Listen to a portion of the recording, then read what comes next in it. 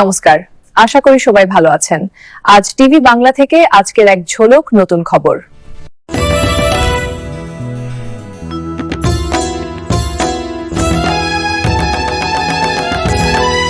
নেশা বিরোধী অভিযানে আবারও সাফল্য পেল আমবাসা থানার পুলিশ। গত এক সপ্তাহে তিনটি সাফল্য উঠে আসে আমবাসা থানার পুলিশের হাতে। শনিবার আমবাসা বেতবাগান স্থিত নাকা পয়েন্টে গোপন খবরের ভিত্তিতে আমবাসা থানার সেকেন্ড ওসি জয় থাপা সহ পুলিশ অভিযান চালিয়ে TR01AP 1631 নম্বরের একটি মালবাহী গাড়ি থেকে শুকনো গাঁজা উদ্ধার করে।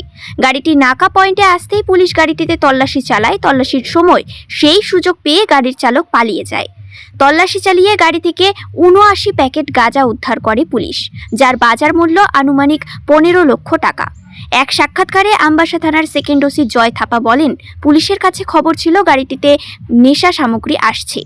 সেই মোতাবেক গাড়িটিকে তল্লাশি চালিয়ে ৭৯ প্যাকেট গাঁজা পাওয়া যায়, কিন্তু গাড়ির চালক পালিয়ে যায়। গাড়ির চালককে আটক করতে তদন্ত শুরু করেছে পুলিশ। এক সপ্তাহের মধ্যে ৩টি নেশা বিরোধী অভিযানে সাফল্য পায় আমবাসা থানার পুলিশ। পুলিশের এই সাফল্যে খুশি আমবাসাবাসী। আমবাসা পিএসের আন্ডারে বেতবাগান নাকাতে একটা গাড়ি আমাদের কাছে ইনফরমেশন ছিল যে একটা গাড়িতে শুকনো গাঁজা ওরা লুকিয়ে নিয়ে আসছে। অ্যাকর্ডিংলি আমাদের নাকা পার্টি গাড়িটাকে ডিটেন করে, বাট আনফর্চুনেটলি ডিটেন করার পর ড্রাইভারটা স্পট থেকে ভেগে যায়। বাট গাড়িটা ডিটেন করে আমরা 79 প্যাকেটস শুকনো গাঁজা পেয়েছি, যার মার্কেট ভ্যালু অ্যাপ্রক্সিমেট 15 lakhs। গাড়ির নাম্বারটা হচ্ছে TR01AP 1631।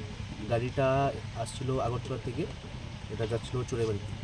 আচ্ছা, ড্রাইভারের কোনো নাম, কোনো অ্যাড্রেস কোনো পাওয়া গেছে? এখনও আমরা ড্রাইভারের নাম অ্যাড্রেসটা পাওয়া যায়নি, তবু আমরা তদন্ত চলবেকালীন ইনভেস্টিগেশনকালীন যে যদি কারোর নাম তো বেরোবে, তো ওনাকে অ্যাকর্ডিংলি আমরা NDPS সেকশনে আমরা কারবাই করব।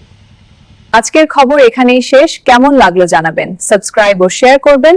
আপনারা ভালো থাকবেন।